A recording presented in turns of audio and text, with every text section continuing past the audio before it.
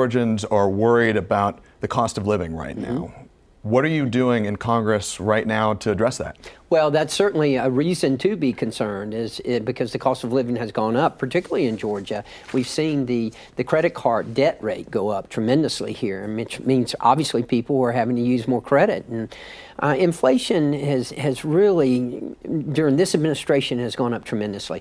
One of the things adding to that has been the permitting process and the regulation process. Now, how does that impact the normal Georgian? Well, it adds on cost, and those costs are passed on to the consumers, and a lot of times that can happen. And that's one thing we're addressing in the Energy and Commerce Committee that I serve on, and I chair the Manufacturing and Environment, Manufacturing and Critical Materials Subcommittee, and one of the things that we want to address, we have jurisdiction over the EPA, is that. But, look, if you look at the price of groceries, for instance, that can be directly tied back into this administration's war on fossil fuels and on American energy. I mean, the price of gasoline, price of fertilizer, therefore the price of food, all of that has gone up, adding to the inflation that we're experiencing now. And I might remind people that the inflation rate when this president started was at 1.4%. You mentioned that the bulk of the inflation that we're seeing now happened during President Biden's presidency. Many economists do say that the root, or at least a big chunk of the root of that inflation, has to do with the large amount of spending that began during the COVID era during President Trump's administration. Do both presidents share some responsibility for this? They share some responsibility, but I think the majority of the responsibility has to be with the Biden administration, because that's where the majority of the spending has taken place. And you're absolutely right. When the government spends more, you have less. We all understand that. And the government has spent more. If you look at the trillions of dollars that this administration has passed, even just through executive order, then you realize that we pumped too much money into the economy, and it's resulted in the inflation that we're experiencing now. You mentioned something I want to circle back to about climate. You have been an outspoken member of the Republican Party on Capitol Hill about climate issues. I want to, if you'll permit me, you said in a February 2024 Washington Examiner interview, and I'm quoting here, "If conservatives are scared to talk about climate, then we're not going to have a seat at the table when decisions are made." Not all conservatives, not all Republicans in Congress share that view. How did you get there? Well, first of all, let's keep in mind, I have the honor and privilege of representing the entire coast of Georgia, over 100 miles of pristine coastline. The environment is important to our constituents, therefore it's important to me. It's also my home. It's where I've lived all my life, where I intend to live the rest of my life. The environment is important. We've witnessed some of the impact of climate change, rising sea levels and things of that nature. Now look, I do believe in climate change. I believe that man has an impact on it. I'm not one of these who subscribes to the theory that if we don't have it resolved by day after tomorrow, we're all going to fry. But at the same time, we do need to address it. We need to address it through innovation. We need to address it through mitigation and adaptation, all of those things, but innovation particularly. And we've got to be innovative. We've also got to have an all-of-the-above type energy strategy. Fossil fuels, and one thing I get frustrated with the oil and gas industry, and I'm often telling them this, is that they have not taken the credit they should take in decreasing carbon emissions. We have decreased carbon emissions more in this country over the past decade than the next 7 countries combined, while still growing our economy. We can do it. You talk about an all-of-the-above strategy. In March, the electric vehicle maker Rivian announced it was pausing its plan to build a roughly $5 billion plant here in Georgia. Is that a threat to Georgia's economy? Is it a threat to Georgia's climate and the nation's climate? Well, it certainly was not good news. We were disappointed to hear it, although they do assure me that that's a pause and not a stoppage. And just to be clear, you believe that assurance? They assure me of that. I don't know whether I believe it, but nevertheless, my hope is that they will continue on with that. Look, we have the largest single economic development project in the history of this state and in my district right now, in the 1st Congressional District, and that is the Hyundai EV plant. When it's finished, it'll be the largest EV plant in the world. A $5.5 billion investment going to create 8,100 jobs, probably that many more jobs in ancillary businesses. We're excited about that, very excited, as you can well imagine. To bring that to our state, to bring that to our region is extremely important. Rivian's announcement obviously was a disappointment, but I do feel like the state of Georgia will be able to get over it if they do indeed end it and don't just pause it. I'm curious, I'd like to shift gears here. You've been in Atlanta, you've been sort of getting the lay of the land here today. You were unopposed in your primary this year. Mm-hmm. Do you have any plans to run for statewide office down the line? Well, my concentration right now is I do have opposition in the general election in November, so we're going to concentrate on getting through that, and then God has a plan. I'm a man of faith, and I believe that God's got a plan. I just pray that I have the courage and the fortitude to follow that plan. You say the courage and the fortitude to follow the plan.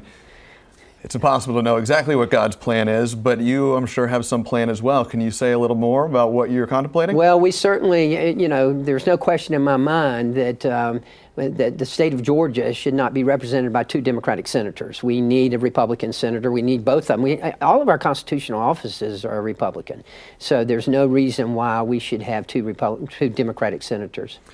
I don't want to put words in your mouth, but correct me if I'm wrong here. It sounds like Congressman Buddy Carter is saying you're at least contemplating a run for Senate in 2026. I won't dispute that. Let's shift gears here back. We're talking about elections now.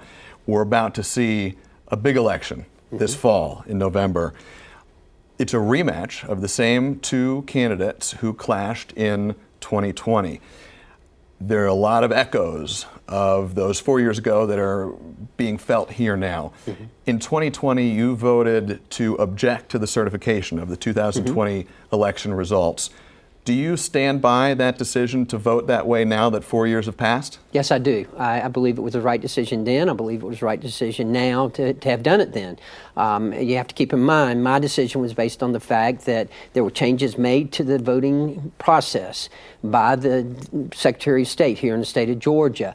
And our Constitution says clearly that those changes should be made by the state legislature and not by the state, not by the Secretary of State. I led a call, at that time I was chair of the Georgia delegation, our Republican delegation, and I led a call on March 21st of 2020 with the Secretary of State. It was a Saturday afternoon. At that time he told us he was delaying the election, and he also told us that he had reached a settlement with the Democratic Party that he was going to send out absentee applications to everyone, and we told him we thought that was a bad idea then. He went ahead with that, and I've always said that I thought that was the wrong decision to make. Was there any problems with voting in that election? I don't know, and I have resolved that I will probably never know the answer to that question, but what I do know is that I think that was the wrong decision. We had so many calls from people in our office who were saying, I just got 4 absentee ballots at my house for someone who lived here 10 years ago.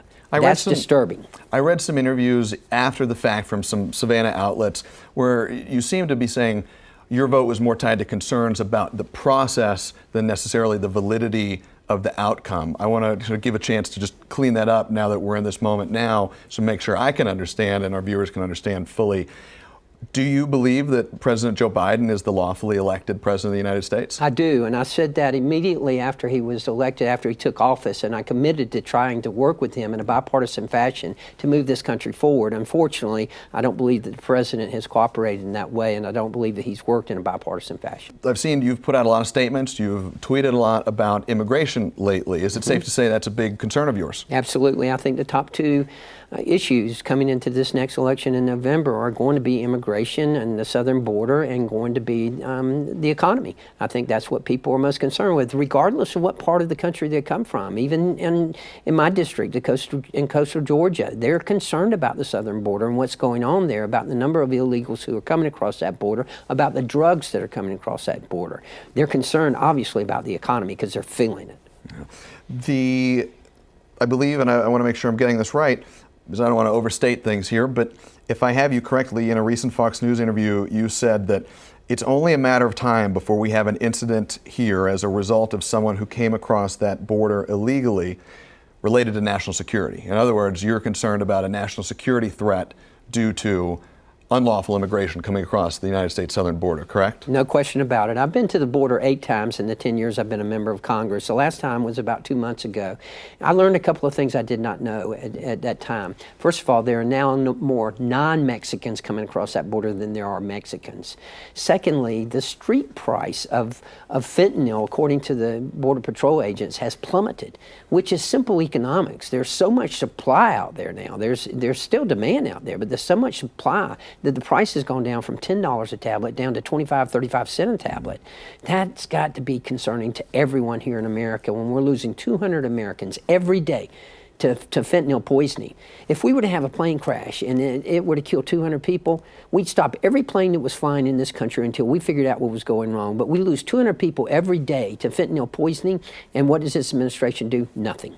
What is Congress doing to resolve that? We have in the House passed the most comprehensive border protection bill in the history of this country, and that's H.R. 2. We passed that out of the House. It's sitting in the Senate now. The Senate needs to act on that. If we were to act on that, then we would be able to get our border secured. Now, the president has at his disposal the tools he needs in his toolbox to secure that border. He can reinstate the stay in Mexico policy. He can end catch and release. He can continue on with the construction of the wall. He can do all that at an executive level. Now, you mentioned that, in your view, the Senate has to pass H.R. 2. I'd imagine there are some senators, both Democratic and Republican, who would say that they, in early 2024, around February, negotiated a bipartisan deal that included roughly $20 billion for funding, additional funding for border security. That deal was effectively dead on arrival, was the language that Speaker Johnson used in the House. It never got anywhere and the deal collapsed. Why didn't the House take up that bill? Well, 2 things. First of all, that's also going to be introduced again next week, as I understand it, or very soon, by Chuck Schumer in the Senate. And I think it's a political ploy to give some of his candidates, some of his Democratic senators cover. But nevertheless, it'll be brought up again. That was not a border security bill. That was an amnesty bill. That's not what we asked for. Let me ask you something. How many laws do we have on the book right now that say that after a certain number of people break that law, then we're going to enforce it? We were going to let 5,000 people come across that border, and then if you're 5,001, you can't come across, and we're going to prosecute you. That's ridiculous. I think some folks watching this might hear you and say, fair point.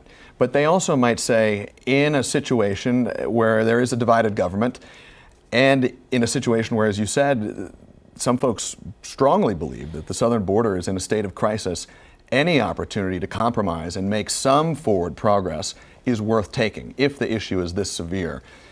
There was a deal, it was bipartisan. Would it not have been worthwhile to at least treat that as a first step and accept it, get it through the House, and then maybe build on it moving forward? Well, first of all, we never had the chance and our opportunity in the House to address that. And I'm glad Speaker Johnson didn't bring it up because, I thought it was an amnesty bill, not a border security bill.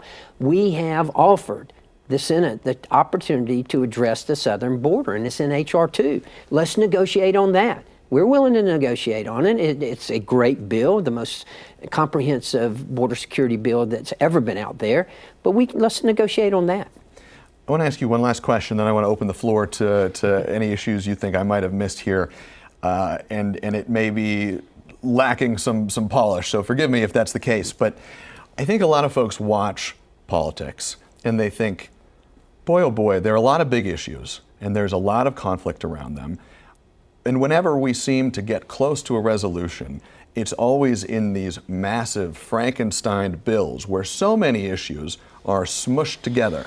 And they think, gosh, in my life at home at the kitchen table, I handle one issue at a time. If I have a problem with my kids' education, I deal with that. If we have a medical issue at home, we cross that bridge. We handle them one at a time. Why is there such an issue in Congress with taking one issue at a time, addressing it, and then moving forward? Thank you for recognizing that. That is one thing that we have really concentrated on in the Republican conference. It's a single subject rule. It's not to be bringing all these Christmas tree bills. Like you bring a bill in there and you light it up like a Christmas tree with everything that's in there. Let us vote on the bill. IRA, perfect example. The IRA had some good things in it. that it did actually, I think, help the infrastructure in this country, but it also had some awful things in it. The prescription drug portion of the IRA is the worst legislation I've ever seen in 10 years in the state and 10 years in Congress. It is the worst legislation I've ever seen. It was part of the IRA. I'm not going to vote for that IRA. Yes, it was bipartisan because 1 or 2 Republicans voted for it, but that's a perfect example of this. The other example is the omnibuses that we passed. We passed 2 minibuses this year, 6 bills, appropriation bills in each. The minibuses or the omnibuses, you know, it's got so much into it. And I struggled with this when I was in the Georgia State Legislature as well. We would have appropriation bills that had so much in there. There were things that I just had to hold my nose to vote for. Georgia is going to be a big battleground state in this presidential election. 2020 was a high tension time to be a voter in Georgia, to be in Georgia in that moment. What message would you have for former President Trump as he campaigns here in Georgia, and what message would you have for President Biden when he campaigns here in Georgia? Well, for President Trump, I think he recognizes how important Georgia is and how important it's going to be to his path to the White House. In fact, I've spoken to him about that, and he has acknowledged that he understands Georgia is a battleground state, and we need to win Georgia. It's a red state. As I mentioned earlier, every constitutional officer we have is a Republican. There's no reason why the Republican candidate should not win this state, and I think President Trump understands that. As far as President Biden goes, you know, again, I think he is skirting the issues that matter the most to the people, and that is inflation, and that is the southern border. He's not doing anything at all to address either of those. Congressman, what did I miss that you want to make sure we address here? Well, it's been very comprehensive, and I've really enjoyed speaking with you. I do want to brag on my district a little bit. You know, we do have a lot going on down in the 1st Congressional District. We mentioned the Hyundai plant, the EV plant. That's certainly something we're proud of, but there's a lot more going, especially with the ports. I could not be any more prouder than I am of the Georgia ports. The Savannah port and Brunswick port, just phenomenal. Economic engines of the whole southeast United States. And they've taken on additional traffic since the awful collapse of the Key Bridge in Baltimore, correct? That is correct. Brunswick is the number 2 roll-on, roll-off port in the country. Baltimore's number 1. Brunswick's been able to absorb some of that traffic, and that's a good thing. We need Baltimore back. We need to get them up and running again. Our country needs it. We all understand that, but I'm very proud that Brunswick's been able to absorb some of that traffic. All right. Congressman Buddy Carter, thank you very much. Thank you.